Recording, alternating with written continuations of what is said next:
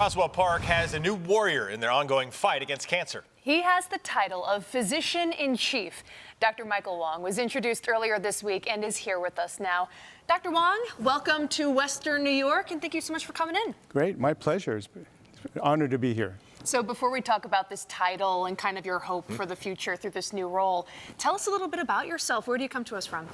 Well, I came from MD Anderson in Houston, Texas, a little bit warmer than here, no snow. But I was originally here at Roswell Park about 14, 15 years ago.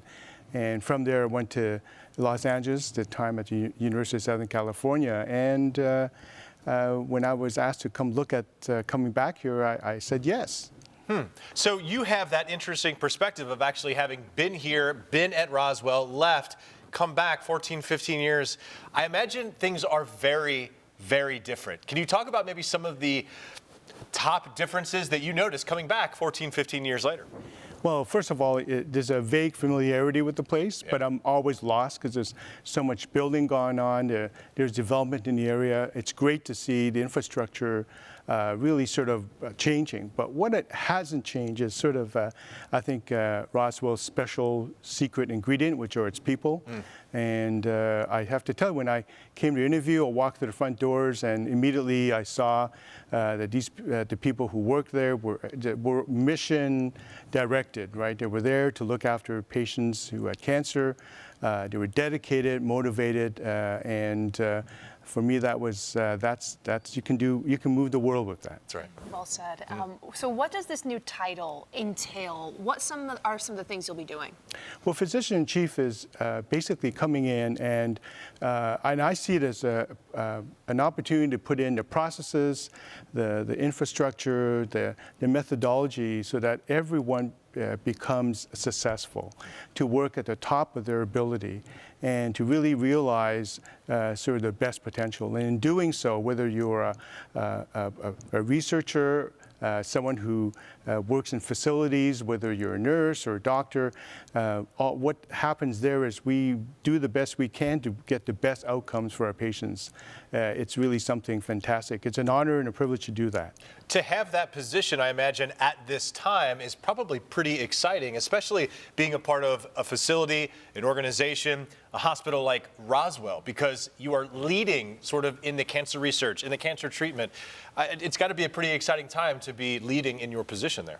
It is, because there have been tremendous changes in cancer therapy, but what it really means for the people here in Buffalo and who come through our doors at Roswell is that we have this almost routine expectation of cure. And so part of what I see my job is to make sure we have the most effective teams, to bring the right people together, to have the right systems in place to make that happen. To piggyback off of that, a huge part of your role, it's just support, right? For the staff, for the people doing the work, doing the research. Why is that so important to have?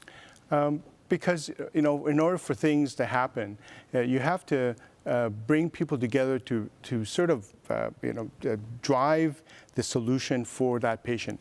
We see some of the most complex cases, cancer cases, in this part of the country, and people come from other parts of the country to take advantage of our expertise. What do you think the future of cancer care, research, treatment is, and how do you think Roswell will continue with your leadership to be a leader in that part of this industry? Well, one of the things that we don't talk about very much is our researchers, be it clinical researchers or basic science researchers or translational researchers. We have these people who are working at the very cutting edge of science, and I think their ability to bring those discoveries to real life where it can impact patients, that's going to be the exciting part. If I may put you on the spot a little bit, are there any cancers in particular that you're seeing some of those developments, or maybe new treatments or new approaches or drugs or anything that is on the horizon that people could be holding out hope for or should hold out hope for? Well, we've made such great progress on multiple fronts that, and I would say that there's almost universal advancement here.